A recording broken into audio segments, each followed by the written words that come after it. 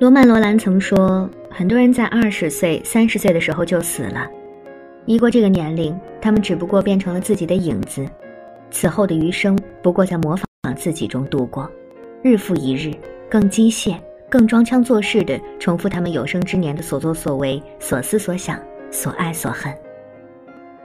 真正的衰老不是花残褪红，不是云鬓渐染，不是身已老，而是心先死。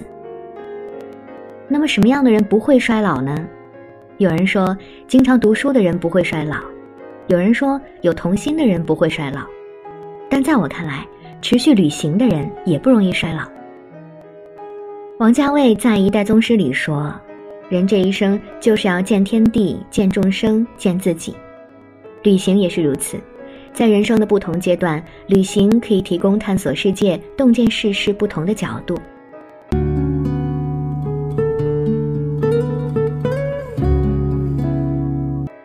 年少时，旅行就是见天地。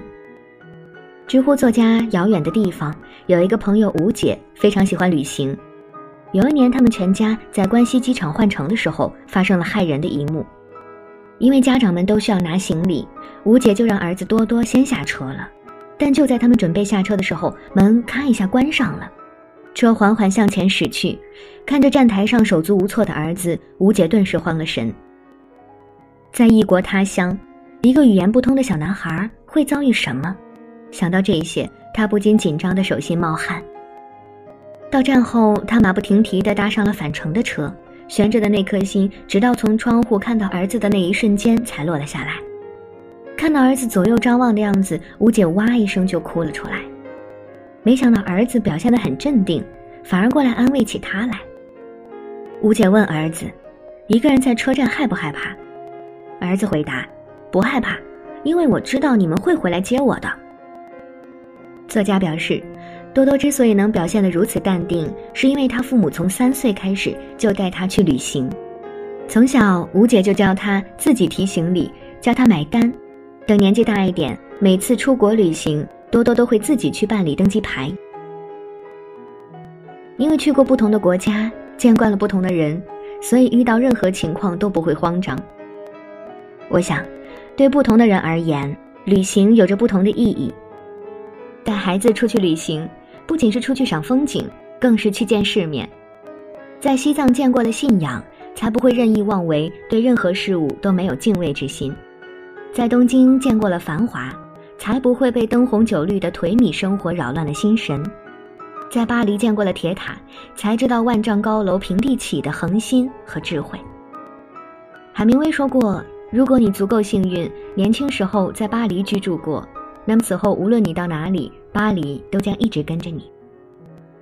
旅行时见过的世面，就是孩子心底的力量，它可能是艺术的积淀，也可能是生活的智慧，但无一例外，都会让他成年后的生活不那么平庸。中年时，旅行就是见众生。毕淑敏在当心理医生的时候，接待了一个女白领，因为长期处于抑郁状态，女孩已经无法工作了。刚开始，毕淑敏建议她去运动，女孩冷漠地拒绝了。我从小就不参加任何运动，我现在都病成这样了，哪有力气去运动呢？后来毕淑敏又建议她去旅行，女孩又拒绝了。既然想治病，就一定要听医生的话。炎炎夏日，女孩在毕淑敏的坚持下，报了一个条件最差的团，去了一趟三亚，之后又马不停蹄地赶往西北大荒漠。1个月后，女孩回来了，虽然皮肤晒得黝黑，但脸上明显有了笑容。这趟旅行治好了她的抑郁症。她说，她本来以为自己是不怕死的，但在三亚，恶劣的台风天气让她见识到了大自然的威力，从而开始珍惜生命。价格低廉的旅行团3餐供不应求，每一次吃饭的时候必须要去争去抢，才能勉强果腹。基本的生存法则再次激发了他的求生欲。在西北荒漠的徒步旅行，那种荒凉和无聊让他突然感受到了日常生活的温馨和美好。就这样，这个长期不会微笑的女孩，现在听到一声鸟鸣，看到清风明月，都会回馈以最灿烂的微笑。正如毕淑敏所言，旅行是一味药，可以治愈生活的苦。去年闺蜜西西结束了长达5年的恋情，失恋之后她变得患得患失，整天宅在屋子里暴饮暴食。后来我们强行给她报了一个旅行团，让她在斯里兰卡的一个小镇上义务支教。回来之后恍若新生，她说这一路上遇到了很多有趣的人，从感情中抽离出来才发现，那些曾以为非他不可的人真的也就不过如此。看到了兰卡的小朋友虽然贫穷，但仍旧勤勤恳恳地活着时，才发现感情在生存问题面前根本不值一提。不出去走走，你就会圈子及众生，殊不知天外有天，人外有人。生命的长短取决于你看世界的广度，生命的深度取决于你看世界的态度。对于青年来说，旅行就是见世面，观众生。见众生苦，则是非明；观众生相后，则三观定。老年时，旅行就是见自己。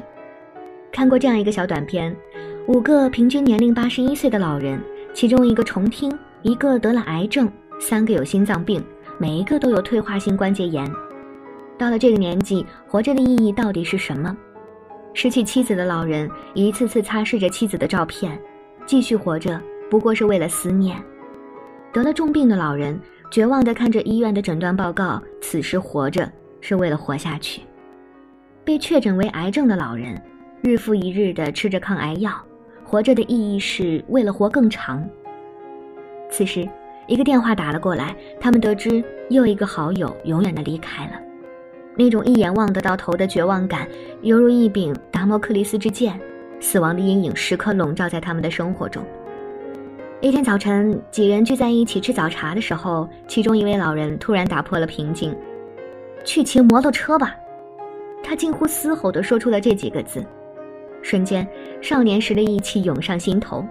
他们丢掉了拐杖，扔掉了药片，把落满灰尘的摩托车洗得焕然一新。经过6个月的锻炼，这5个高龄老人完成了环岛13天、骑行1193公里的梦想。活着到底是为了什么？在旅行过程中，答案逐渐清晰。只有一直在路上，这一生才不算白活一场。人生过半，回头看看，退休后的活动是否仅仅囿于卧房与病榻？老年后的生活是否只有孩子和家人可牵挂？辛苦这一辈子，什么时候能为自己活一次呢？后半生最好的生活状态是什么？王羲之在《兰亭集序》中给出了答案：当其心于所欲，暂得于己，快然自足，不知老之将至。旅行的意义就在于此，抛却凡尘杂事，给自己一个和自己独处的机会，既浮游于天地，渺沧海之一粟，在岁月面前给自己一份不老的底气。如果哪一天你只是埋头于人生中的种种事物，不再有兴致扒在车窗旁看沿途的风光，倾听内心的音乐，那时候你就真正老了，俗了。看法，感谢您的收看，我们下期再见。